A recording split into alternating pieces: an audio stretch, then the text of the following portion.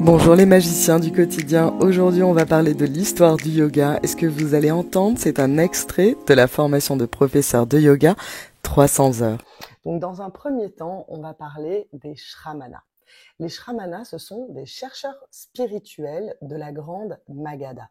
Donc la Grande Magadha c'est cette partie de l'Inde qui a vu le jour de nouvelles religions, on peut parler de religion ou plutôt de philosophie comme par exemple le bouddhisme, le jaïnisme. Les shramana, la racine shram, ça veut dire s'efforcer.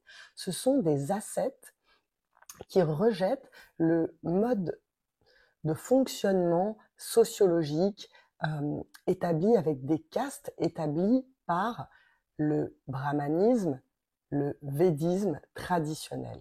Donc pour eux, ce qui va être le plus important, ce n'est pas ce qui se passe dans le monde que l'on voit autour de nous, sur cette vie matérielle, mais c'est ce qui va se passer plus tard. Leur but, c'est de sortir des réincarnations, de cette notion de karma qui fait que sans cesse on est pris dans ce cycle des réincarnations. Donc en s'efforçant avec des pratiques ascétiques dures pour le corps et difficiles, ils vont vouloir se libérer du cycle des réincarnations. On va maintenant parler du brahmanisme védique traditionnel. En fait, à la base, le védisme, il était organisé en castes. Ils ont organisé toute leur société en castes. C'était plus qu'une religion, c'était vraiment une organisation socio-politique. Il y avait les castes, qu'on l'on appelle aussi Varna, et tout en haut de la caste, il y avait les brahmanes. En fait, les brahmanes, c'était eux qui faisaient le lien entre les divinités, mais c'était vraiment des divinités primordiales. C'est-à-dire que, à la base du védisme, les dieux en tant que tels, comme on les connaît dans l'hindouisme, que ce soit Krishna, Vishnu, étaient beaucoup moins présents. On faisait vraiment appel à des divinités primordiales, comme par exemple Agni, le feu. Donc, l'aurore, des choses que l'on pouvait voir autour de nous. Et donc, les brahmanes faisaient le lien pour que cet ordre cosmique reste bien structuré et bien en place. Comme l'ordre cosmique devait être en place, la Lune doit tenir sa place, le Soleil doit tenir sa place pour que la vie continue à être, pour que l'univers continue à être, il fallait que chacun garde sa place. Ce qui était vrai pour les astres, pour les dieux, était aussi vrai pour la société. Donc chaque caste avait une fonction et chacun devait absolument remplir ses fonctions pour que l'ordre cosmique fonctionne. Donc les brahmanes, eux, à l'aide de sacrifices que l'on appelait yagna, pouvaient communiquer, c'était les seuls à connaître ces sacrifices, qui étaient des sacrifices secrets, et en fait, tous ces rituels sacrificiels, ils se les passaient de père en fils. Donc il n'y a aucune perméabilité entre les castes. Si vous naissiez dans la caste des brahmanes, vous ne pouviez pas aller dans les autres castes. Et pareil, les autres castes ne pouvaient pas. Il n'y a aucune perméabilité. C'est vraiment très structuré et on ne peut absolument pas changer de génération en génération.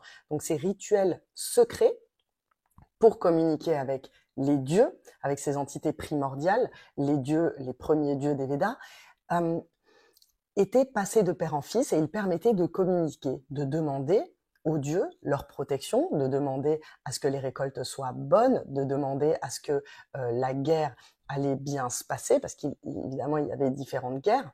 Donc les brahmanes, eux, communiquaient avec les dieux. Juste en dessous, on avait la caste des kshatriyas, qui est la caste des rois, mais ils ne sont pas simplement rois et gouverneurs, ils sont surtout guerriers. C'est eux qui vont faire la guerre. En dessous, il y a la caste des commerçants et encore en dessous, la caste des serviteurs, les Shudras.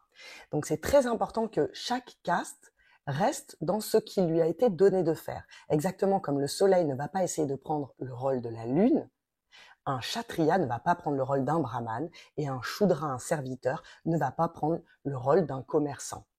Donc, en fait, c'était très très structuré, mais aussi ça ne permettait pas vraiment aux gens de pouvoir évoluer du tout à l'intérieur de ce système. Maintenant, on va parler du point 2.2 en changement dans la philosophie. Donc, il y a eu une critique implicite des Shramana de la grande Magadha ça restait implicite, mais qui critiquaient le fonctionnement socio-culturel du brahmanisme védique. Dans le sens où le védisme, dans les premiers temps, n'avait que 3 buts.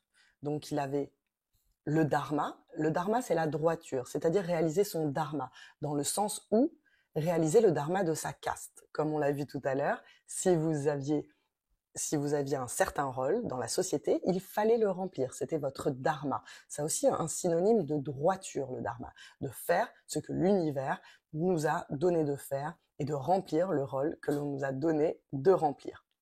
Il y avait aussi le deuxième but, c'est artha.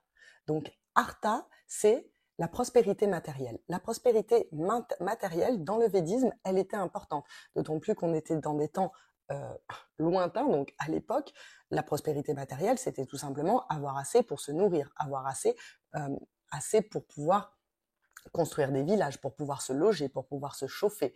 Donc ça, c'était très important. Et souvent, dans les sacrifices, ce que les brahmanes demandaient, c'était justement cette prospérité matérielle, mais vraiment au sens basique du terme, pour avoir assez pour se nourrir, par exemple.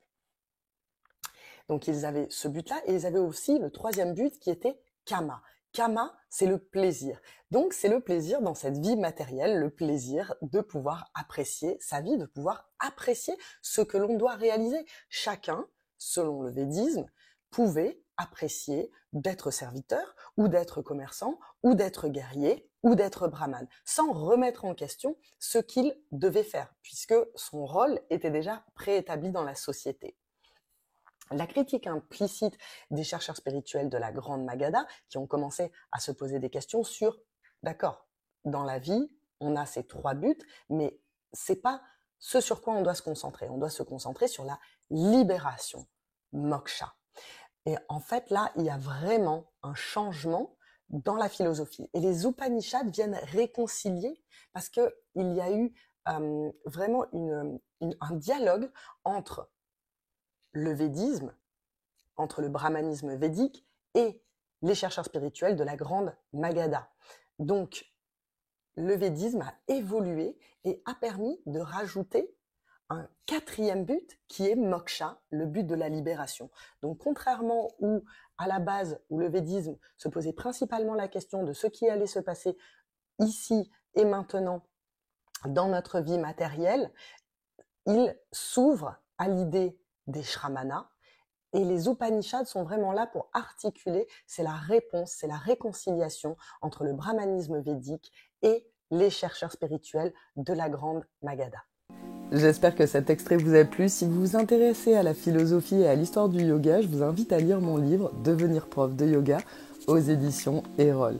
Vous pouvez aussi, si vous êtes passionné de yoga, suivre nos formations 200 heures, 300 heures et Yin 50 heures qui sont reconnues par Yoga Alliance et finançables par le CPF.